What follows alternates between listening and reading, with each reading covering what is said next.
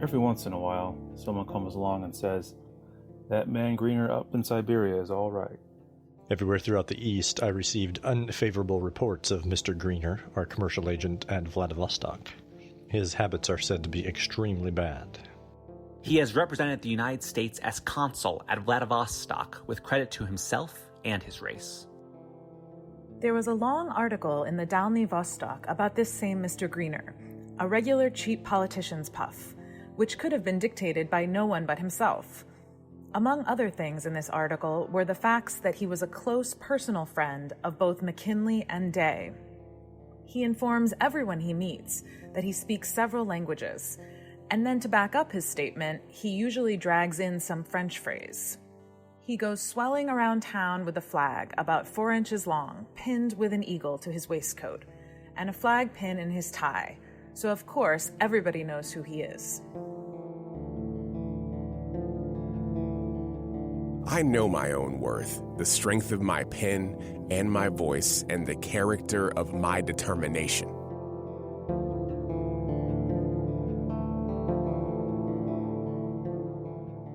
I stumbled across Greener in my teaching at Howard. At one point, one of my colleagues, an older colleague, in looking at my course on Russian history, he said, "Have you ever heard of Richard Greener?" And I said, "No." And he just walked away. And so I went to the library. That's what you're supposed to do in those situations. And the more I looked, the more I found.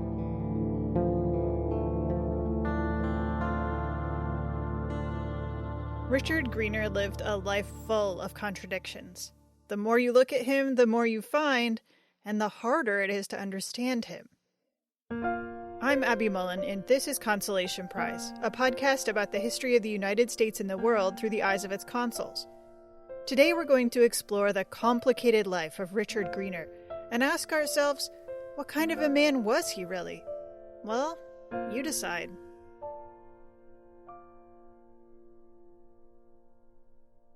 He was a scrappy kid born in 1844 to parents who had never been slaves, born in Philadelphia. His father was a steward on ships out of the Philadelphia Naval Yard.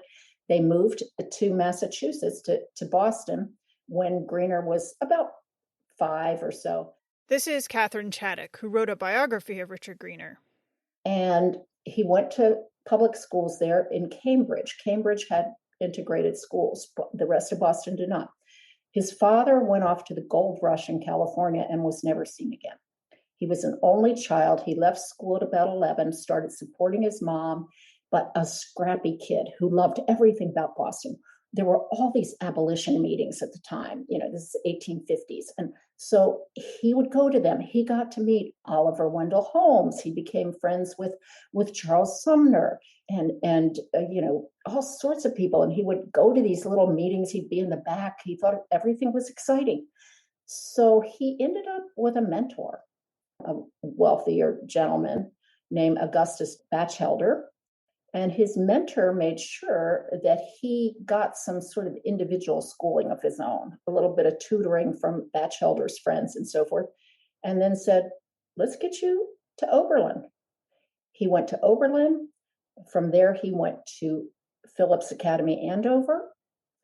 And from there, he went to Harvard, all on the encouragement and money, frankly, of this August Batchelder. In fact, Greener was the first Black graduate of Harvard College. According to Allison Blakely, who studies the history of Black people in Russia, Greener had big plans. If you looked at his career during Reconstruction, he demonstrated that he was really a very broadly trained and also very ambitious individual. In 1873, Greener was invited to join the faculty of the University of South Carolina as a professor of mental and moral philosophy. And he did. He loved it at USC. South Carolina was an integrated state, and Greener felt at home in both the Black and white populations he was around.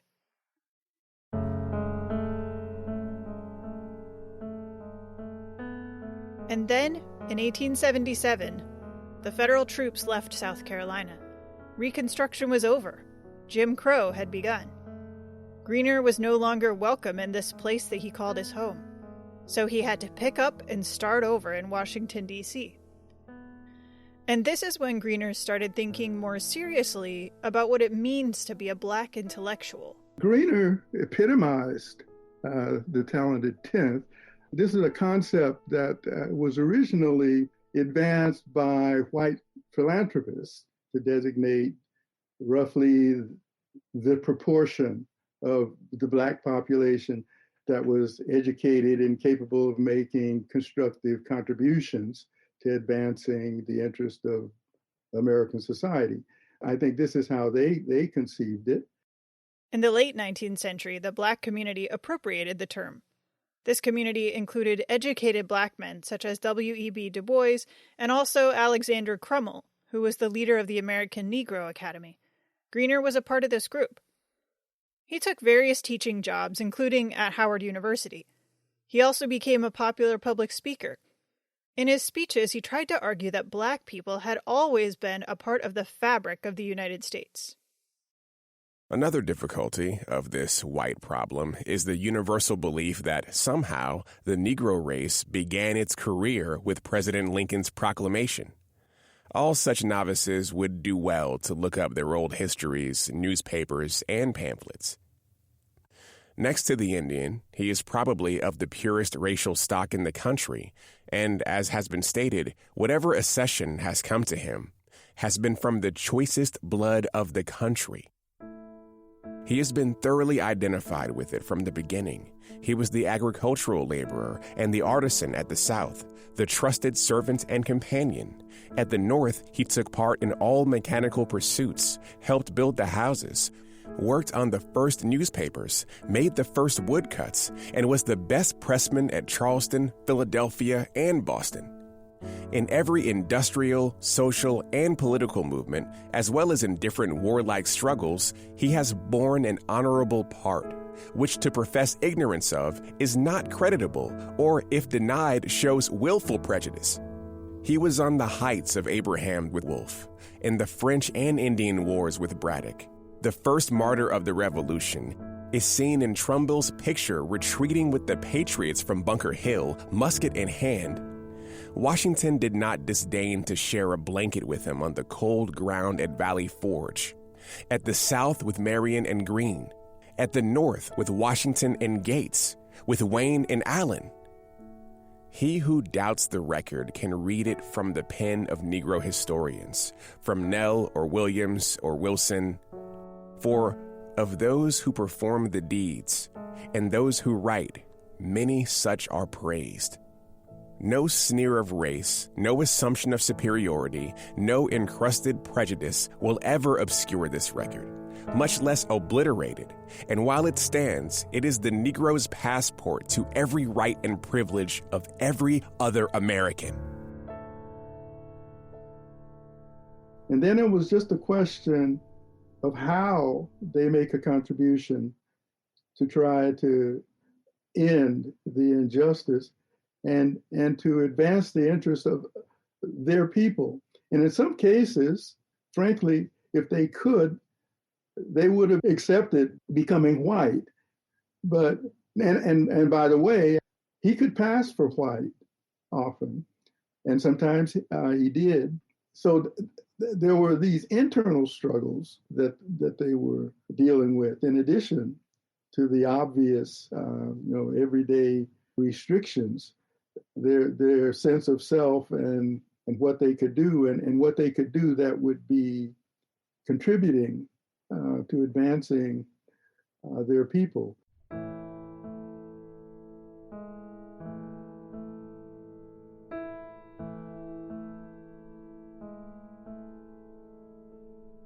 Greener began to situate himself amongst other Black activists like Booker T. Washington and W.E.B. Du Bois.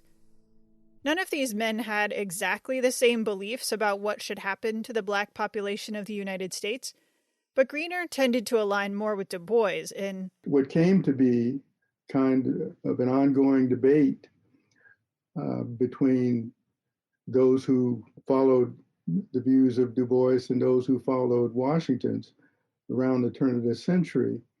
I think in order to understand that, you need to see it as part of a much wider issue that, in my view, they were addressing. And it's an underlying and in some ways still unresolved question. And that's something I mentioned a little earlier. That is, what's the appropriate place for Blacks in American society? In the case of Washington, he was basically asserting that it was too early for Black people to demand full economic and political equality. Du Bois, on the other hand, was insisting that it was already late, that it should have been demanded all along, and that it was time to fully realize it.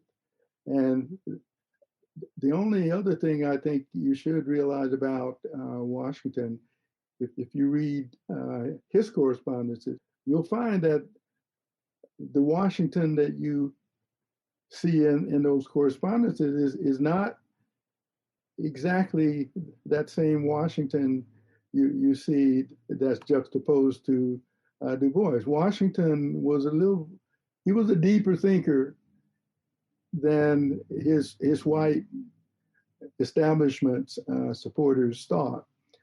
He was much more pragmatic and was trying to do what he thought would work best in order to advance, even incrementally, the situation of Blacks. Du Bois was unwilling to compromise, and he was just insisting that the longer you wait, the longer it's going to take. Du Bois and Greener, I'm not going to say they were snobs, but they thought of themselves as, in a sense, better. And so how dare American society keep even them, with all of their ability and accomplishments, how dare they put up such artificial barriers? So they didn't look down on Washington because they knew he was doing good work, but they thought that this was counterproductive in terms of the ultimate achievement of social justice. Even though Greener spoke on behalf of the rights of Black Americans, it sometimes seemed to some of his Black acquaintances that he was trying to take advantage of being light-skinned. They thought that maybe he was becoming too white. And he didn't help his own case when he agreed to work with a group that was trying to build a tomb for President Ulysses S. Grant. In order to work on the commission for Grant's tomb, Greener and his family moved to New York. Unfortunately for Greener and his future career, he was the only Black person on that commission. Everybody else, whether they were on the board of directors or on some other committee, were white people. So people back in Washington and South Carolina were hearing about him, and he doesn't associate with Blacks anymore. Greener vehemently denied these accusations. I am free to challenge any man to produce an instance, one, where during my residence in New York I ever failed to act or use my influence for the race. But it was so easy for him and his family to just fit in. His family stayed in New York, but he and his wife were not having the best relationship. And also, his family was living in an apartment building that was all white people except them. And they were sort of presumed to be white, and they didn't say anything else about it. And he finally moved out and moved to another part of New York in a sort of a trial separation situation, we would call it now, and did his lawyering what he could, which was not great. I mean, it was just hard. He also he tutored students at night and cobbled together several different ways of making a living after the Grant Monument Association. Then, lucky for him, he always liked politicians and politics, and he was asked to be part of the McKinley campaign. Now, Greener got asked to be a part of the McKinley campaign because he lobbied really hard to be asked to be a part of the McKinley campaign. And when McKinley won the election, Greener saw his chance to get out of town.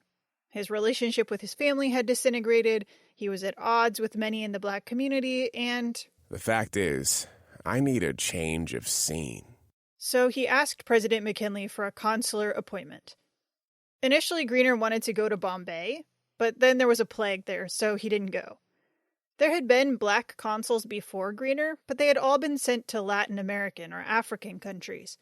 Greener got an appointment to Vladivostok in Russia, where he would be the first black American consul in a mostly white country. But to some people, like Alexander Crummell, Greener didn't seem particularly black. I have no objection to his being a white man, but I do object to his coming back to our ranks and then getting on my Negro's shoulders to hoist himself as a Negro into some political office. On the way to Vladivostok in August of 1898, Greener didn't feel the need to broadcast his race. Since I have been at sea, from sun and tan, I am one of the blackest fellows on board, except a few of the deck crew. But my blood is good, and the red is in my cheek and on my hands, so I managed to pass. I look narrowly at times to see if I can observe any special attention to myself, but thus far, if felt, it is not exhibited by look or act.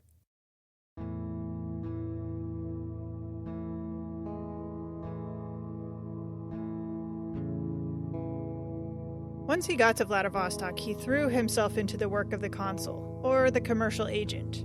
Although he was appointed and approved as consul, once he got there, the Russians themselves didn't want anyone with the name consul in Vladivostok for some reason. They wanted it only in St. Petersburg.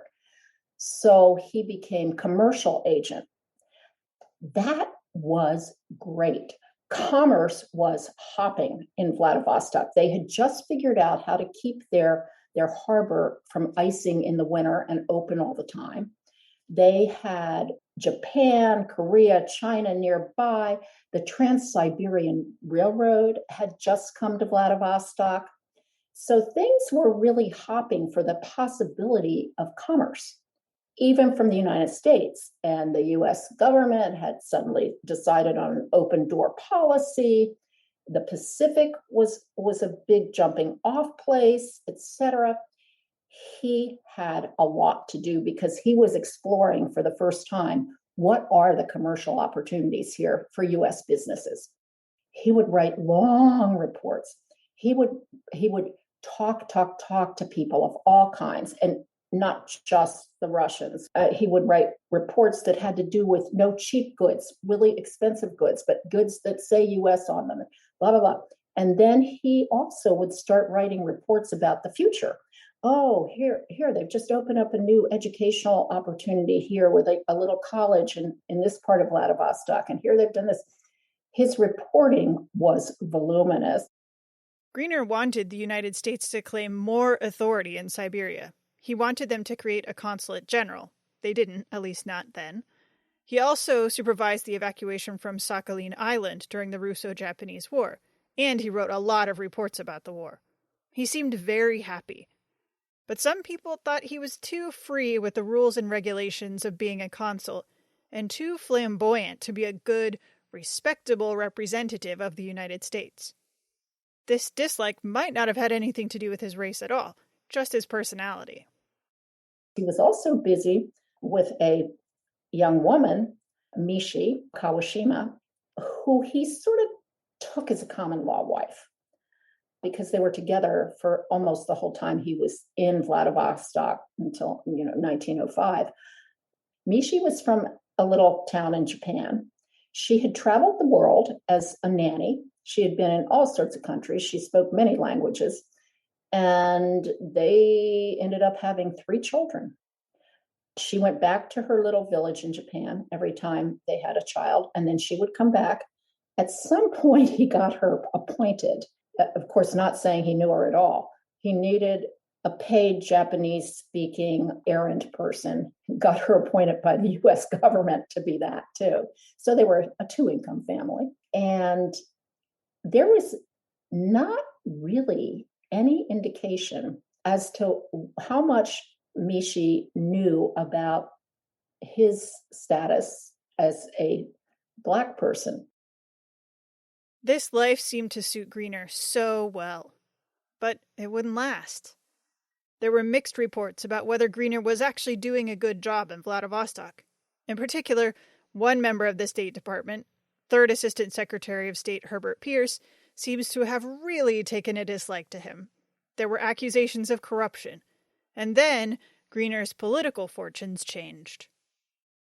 Well, of course, McKinley was assassinated, and apparently what Teddy Roosevelt and others before him had always said or decided, if somebody is appointed by somebody as part of their 4-year term, they should get to serve out that term, that McKinley term, even though McKinley was no longer president and Teddy Roosevelt was.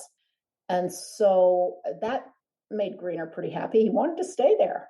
He liked it there. Well, then when Roosevelt himself got his own presidency and got his own elected office in 1904, he had his own people he owed favors to. Most of the diplomatic corps wrote to him and said, I resign at that point, knowing that at that point, you allow that person to either reappoint you or appoint his own friends, the people that did him favors to get him elected. Greener was a little naive about that kind of thing. He thought, maybe I've succeeded as a consular. Maybe I should be one forever. Why wouldn't he reappoint me? I'm not going to resign, and so forth. So he finally got the word, we've appointed somebody else to take your place. And after many machinations, Booker T. Washington trying to get Roosevelt to appoint one of his friends and so forth. Greener hadn't really been that friendly, although he wasn't unfriendly with Booker T. Washington. But eventually Roosevelt did appoint somebody, actually a white man who knew very good Russian and Japanese, whose parents had been missionaries and so forth, whose last name was Green. I mean, go figure. And Greener was recalled. Not only did Greener lose his post, he lost another family. His common law wife did not come back to the States with him. She was reluctant to ever travel back to the States with him, but she thought there was enough discrimination about Japanese people and Asian people in the United States. So she talked about discrimination. You couldn't tell whether she was talking about to him or to her. Their 3 children never seemed to know that their father was considered a Black American. He was shocked when he got back, and he couldn't convince anybody in the Teddy Roosevelt administration to send him back overseas. And, he really thought that doing the job was the thing. And he had done a good job. And he had gotten some accolades. He had also gotten some bad news about, he was too forceful in this, he was too that, whatever, some combination of things. But he had achieved, and he just thought that was enough. But he was politically naive in that. And actually, Teddy Roosevelt did reduce the number of Black appointees overseas from what they had been appointing before him. For an ambitious Black politician and professional, a lot of the consuls were lawyers and all other, let's say, professions. But in all of those other professions, racism limited the extent to which they could fully realize their potential. And from the government's perspective, they were granting these kinds of appointments basically as rewards for service or anticipated service from these Black elites, because at least up until the early 20th century, the Republican Party in particular wanted to be able to take the Black vote for granted. The bulk of the Black vote was Republican because it was the party of Lincoln, all the way up to the Great Depression, in fact. But by the beginning of the 20th century, it was no longer something that the party felt it needed, because the kind of voter suppression that we're seeing rehearsed and revived right now had been taking full effect with Jim Crow to an extent where the black vote was not any longer anything they needed to worry about. But for blacks who accepted these appointments, there was also the opportunity for broadening their worlds. They could go places that were beyond the imagination of most of the black population. And it had the added benefit, and this was one of the things that increased their inner kinds of struggles with themselves. They could be in positions that they couldn't have imagined they could be in the United States. Black activists had criticized Greener for not being black enough, but he also wasn't white, so he remained an outsider in the institutions that he had been a trailblazer for. Who is this Professor Greener? He's nothing less than a graduate from old Harvard. I know him well, and I knew his mother before him. But what does society care about a Harvard graduate if his complexion is tinged with the hated color? I think that's what actually was the driving force, just fierce resentment that little bit of pigmentation in his skin was accounting for his being excluded from what he thought his rightful place in the world should have been. When he returned to the United States in 1905, Greener eventually got involved in the Niagara Movement, which is the forerunner of the NAACP. If you list out his accomplishments, they seem pretty impressive. First Black Harvard graduate, first Black professor at the University of South Carolina, dean of the law school at Howard University, first Black consul to Vladivostok, founder of the Niagara Movement. And yet for Greener, and those around him, it never felt like enough. When he died, his friend Francis Grimke eulogized him this way, maybe not entirely fairly. My old and dear friend, Professor Richard T. Greener, is being laid to rest in Chicago at this very hour Friday afternoon. He died suddenly on Tuesday morning. I have known him for 50 years, and during most of that time we have been close friends. He was generous, big-hearted fellow, gifted in speech, widely read, finely educated, a man of broad culture. He had his faults, of course. He made mistakes.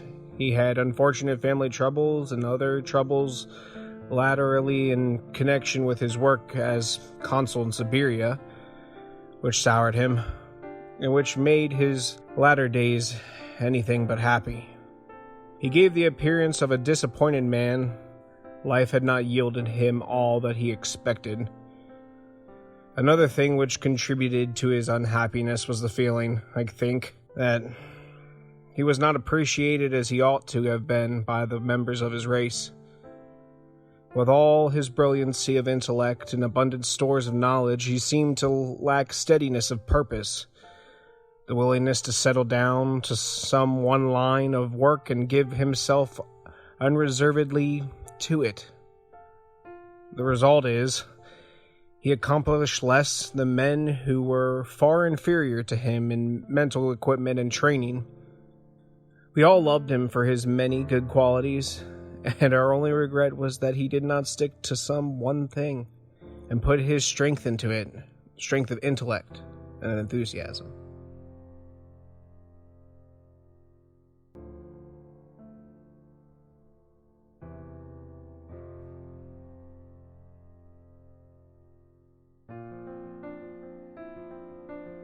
Consolation Prize is a podcast of the Roy Rosenzweig Center for History and New Media at George Mason University. This episode was produced by me, Abby Mullen, along with Deepthi Murali. Special thanks to our experts, Catherine Chaddock and Allison Blakely, and a special shout out to Christy Picicaro for additional consulting on this story. Our voice actors for this episode were Brandon Buck, Andrew Garland, Eric Gonzaba, Jessica Mack, Chioki Ianson, Seth Savine, Josh Dew, and Jordan Hawk. You should definitely check out Chioki's Community Media Center at Virginia Commonwealth University's Institute for Contemporary Art, and also check out Josh's company Vagrant Coffee in Baltimore, Maryland. Our music is by Andrew Cody. Thanks for listening.